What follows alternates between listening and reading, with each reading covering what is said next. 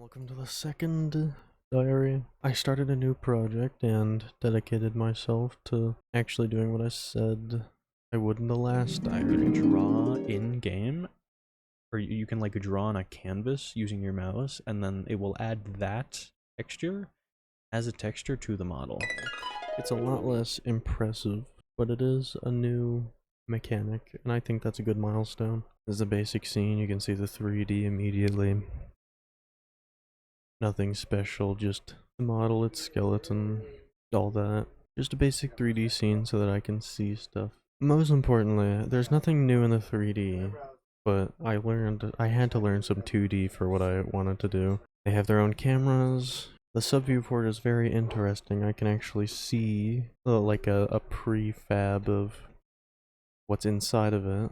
But for some reason I can't see what's inside of it in anywhere except it. It's greedy. Now all this, you might be wondering what it is to create. This, my friends, is a stolen script from some video I found on how to make a drawing app. Whenever it detects a mouse input, if it is the left mouse button, then it will create a new line 2D and then put it inside of the actual line 2D. And then it will add a new point to the line at the position. This is where it starts. This is how you simply press down and start your line.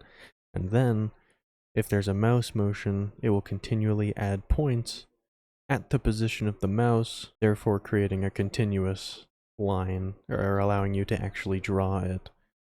So let's see that in action. You can see I can take my mouse and draw anywhere on my screen.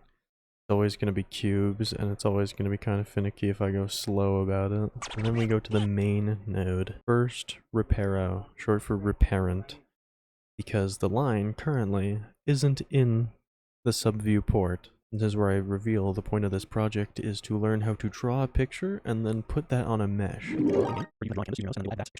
I will use it to be able to draw faces on characters, or at least have the player do the same thing. The sub-viewport, whatever's inside of it, it can be turned into a texture or a standard material 3D. But first, the line has to be a child of the sub-viewport, but I can't see the line if it is a child, so I first have to have it outside and then put it inside the sub-viewport, which is what this does very simply. It removes the line and then it adds it to the port. The more important part is apply skin. First, I get the texture of the sub-viewport, so what you see here. Right now it doesn't have the line, and frankly if I added the line it wouldn't be anything because it hasn't been drawn yet. Then you make a new standard material 3D, just as a placeholder. Albedo texture. It's a funny word, and I don't know what it means, but I know it allows me to extract a texture. It allows me to assign the viewport texture to a standard material 3D. And then the set subsurface override material. I also learned that meshes have multiple subsurface materials. You can see very obviously where I tested it, because it is a different color entirely. And you can also, in Godot, using the GLB, override these, hence the surface override. You get to pick the position. This is index 0, index 1, the set surface override material. First has which material surface index you want, and then the thing you want to put inside of it. And then this just turns off the background. I just added a circular mesh to show where you can draw stuff, because it matters what you make the UV map, and the UV map's pretty much an oval. In the end, I'll make it a square. But this is just a practice to see if I can do the mechanics. And finally, cam swap. First, I want to paint it, and then I press E, and then I apply the skin. I apply the texture I just drew to the model, and then I press E after that, and I can switch between multiple views. Using make current, you can change from one camera to another instantly. It doesn't have any tweening, and I should simply show you exactly how it's done. I can draw a simple smiley face. Happy-go-lucky fella. I press E and he's now been applied to the model. You saw it earlier. It didn't have this smiley face. And I press E again and I can change between the two views just to get a better perspective of what it looks like. Yeah, no, nothing much.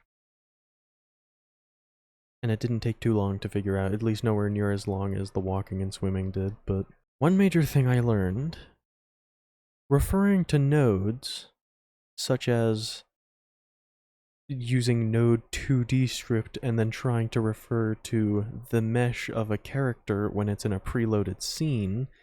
So like a character scene, if I want to make an entirely different scene that is a character and then add it, that really, the children of the scene really don't enjoy being referenced, or I haven't figured out how to do it well. I gotta remember to not try and refer to the children of a different scene, or at least I tried doing it in the original walking test.